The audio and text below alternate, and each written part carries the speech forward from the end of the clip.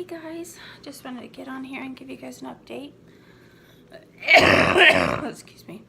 I just woke up from a nap, so I'm going to cough a little bit from laying flat. So the doctor came in this morning. He said that my lung is sounding better, that it is improving. We're on the correct course of antibiotics and steroids. I actually will finish my IV antibiotics today. So that means I am able to go home tomorrow.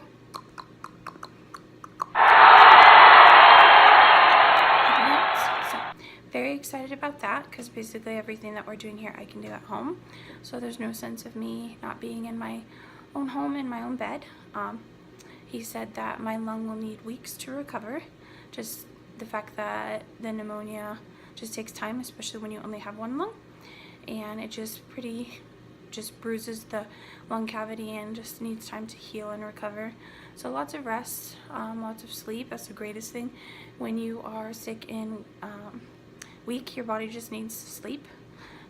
So lots of naps. I will be on prednisone for, I think he said, another month, just because I was on such a high dose of it. They have to safely bring you down off of it, so you have to go on lower doses of it. So that's not fun, but that's okay. It makes you feel better and strengthens your lung. And when you only got one, you kind of got to do what you got to do. I think I still will be on oral azithromycin for like 4 days to finish out the full 2-week course that my pulmonologist wanted me to do. I also will be on Duoneb, which is through the nebulizer, which I've shown you guys before, the little machine that makes the smoke. So we're going to change that up from Xopenex to Duoneb, because I've been on Xopenex, like albuterol, which is the same thing, pretty much my whole life. And I benefit from it, but lately it's just not cutting it when I'm having breathing issues. It doesn't open up my airway as well, and it doesn't seem to like keep me stable. So he's going to change it to Duoneb, so I will have that at home. I will still need to do breathing treatments. He said at least every 4 hours, so I can push it to every 6 if I need to. He said I need to avoid people that are sick like the plague, which everyone is sick right now, so it's insane. He did say my white blood cell count is finally like coming down to the normal range. I am still anemic, so I need to eat lots of protein. He doesn't want to give me iron pills because like I'm not at that point of needing it that bad. It's just something I can sustain on my own with eating more red meat and protein in my diet. So that will help when I have that back in my body. My other labs have pretty much normalized. I'm still a little all over the place with my red blood cells, but that's common. So going home on lots of different medications, but I'm going home, so that's the point, and it's amazing, and I'm very happy about it. It's gonna be like lockdown. I'm not allowed to go anywhere or do anything, mainly just because my body's still susceptible, and so many people are sick, like with this nasty head, cold, chest virus thing. He said the worst place for me to go is church, even though everybody needs Jesus, because he said that's where a lot of the nasty germs are. Because who wants to miss church, especially when you're sick? You're gonna go there to pray to feel better. So gotta wear my handy dandy mask everywhere, which I need to wash. This is machine washable, by the way. It's really cool on the filter. It comes with them off of Amazon. You just replace it inside. So I need to do that when I get home. I'm just excited to be home and be in my own space, and you just recover and rest so much better in your own environment, and I won't be bugged every like hour to have vitals, so that'll be fun. My oxygen has been pretty stable at 93, 95. Earlier today I tipped down a little bit, but like I woke up and I automatically like got up and took a shower, and I did some things and I pushed myself a little too far at one time. So that will happen. But besides that, it's been going good. I'm getting my appetite back somewhat. I'm craving really salty foods, which is common when you're sick, especially because my mouth is really sore and just kind of barky from coughing. My cough is getting better. I feel like I don't cough as frequently. It's still kind of deep and like in my soul, and I'm really sore from my vest treatment, that I'm finding that I'm not coughing as hard, which I don't need.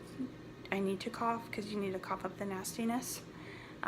He said my cavity is still pretty swollen, but that's just my natural immune system just defending my body and producing that mucus also to get the nasty stuff out.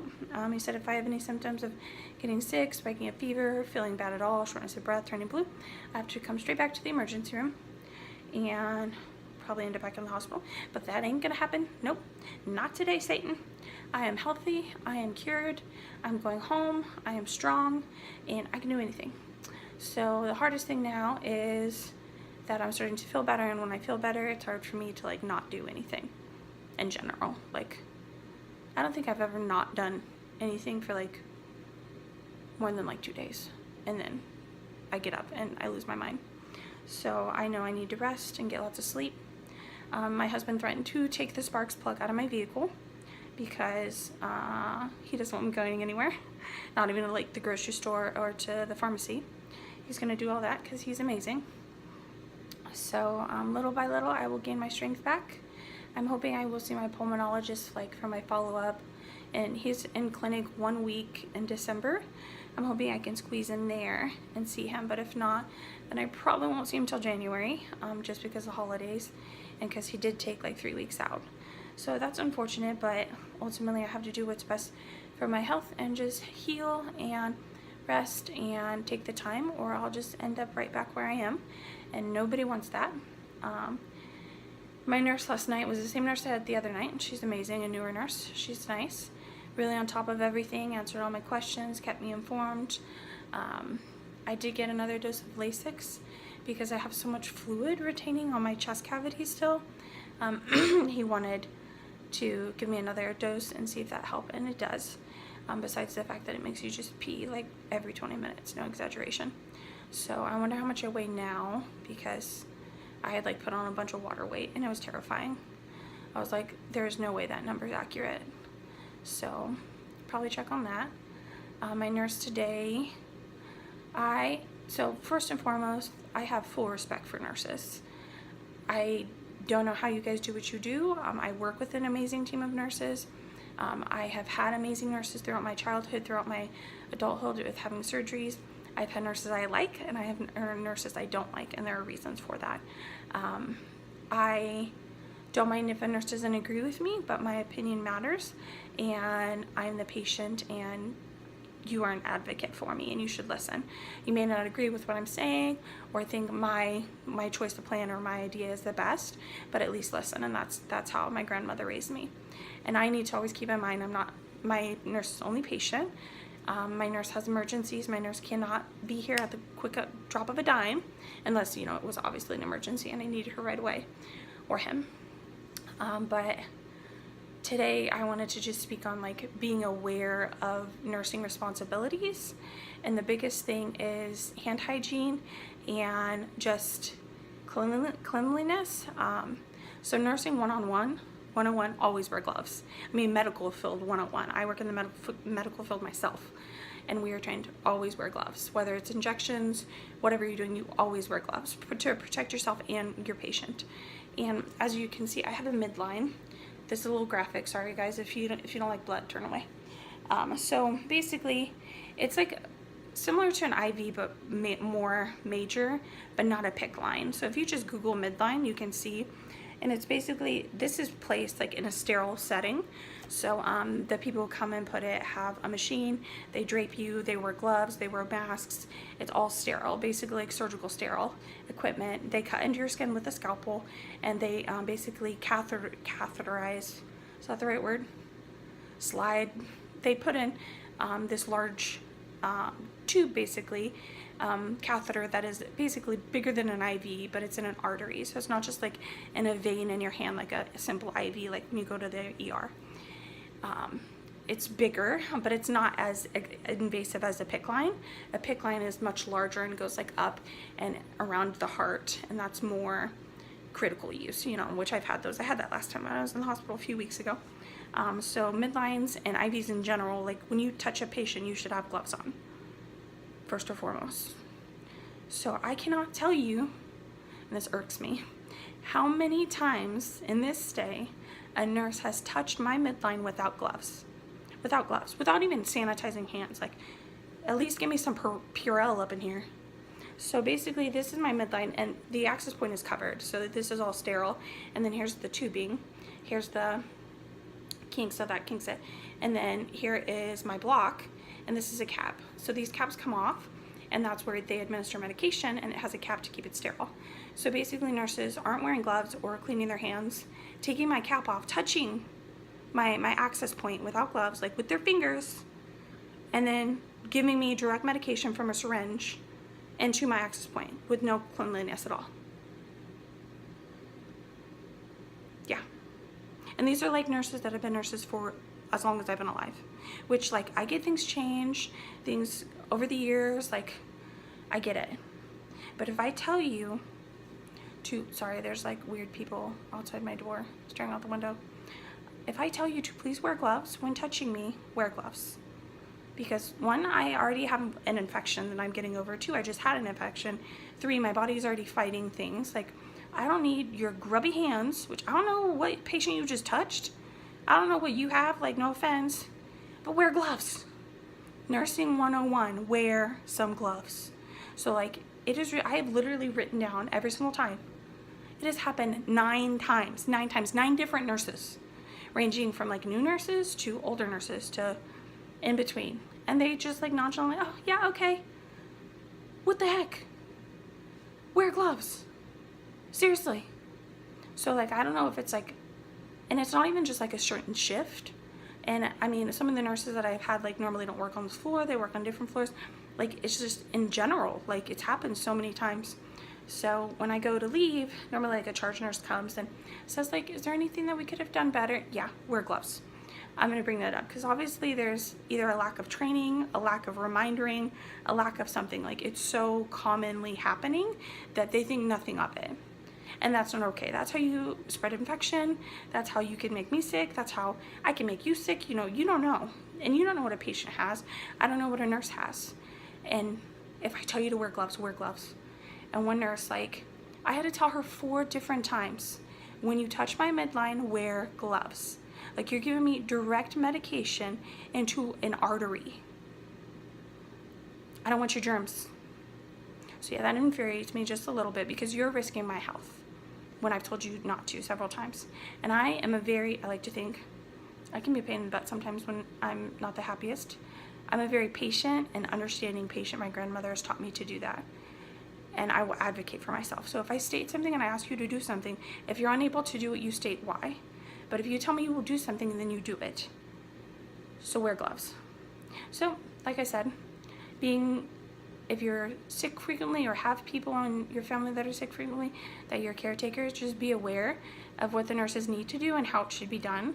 And when it's not done correctly, speak up. Like, don't be afraid to sound rude or sound like you're, you don't need to sound rude, just say it. Like, I just say, could you please wear gloves when you touch my midline, touch my site?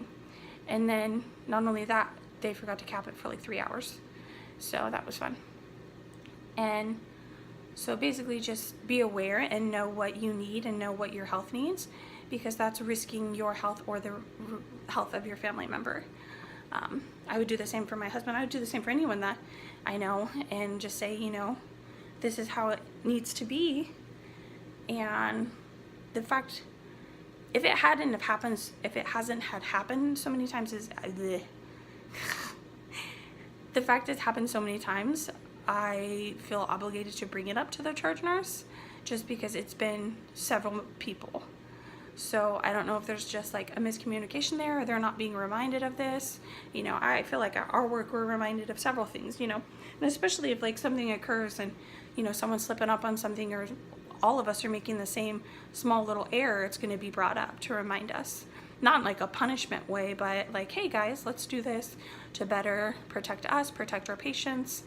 So I'm going to bring that up just because it's happened so many times, and it's dangerous, flat out.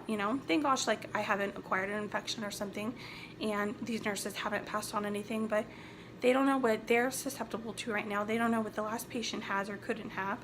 So like I said, just be an advocate for yourself, know what your health needs, and just speak up, because if you don't, like, you never know what can happen. not only that, but also being knowledgeable of medication, how medication should be given over midlines or PICC lines or IV. Some medication should be pushed, some medication should be given over 2 minutes, some medication should be mixed. We had an incident where, you know, the medication should have been mixed and it wasn't, and then it was just given to me straight and it burns profusely. And my husband was not happy at all and flat out called the nurse out on it. And she was like alarmed that he knew what he was talking about. And it surprised her that he had the knowledge that this medication shouldn't be given that way and that is wrong, you know. And it's not like, oh, you're wrong and I'm right and I'm better than you and I know and I'm the patient and blah, blah, blah. But ultimately, you need to take care of yourself and your loved ones want you to be taken care of. So having that knowledge and asking questions about medications, like what's it for, how it's given, and knowing the correct information will benefit you. So like I said, just be an advocate for yourself and know what you need. And ultimately, even if it does come out like you're offended or rude, like that's what you need to do to stand up for yourself and get the best care, because that's how mistakes happen.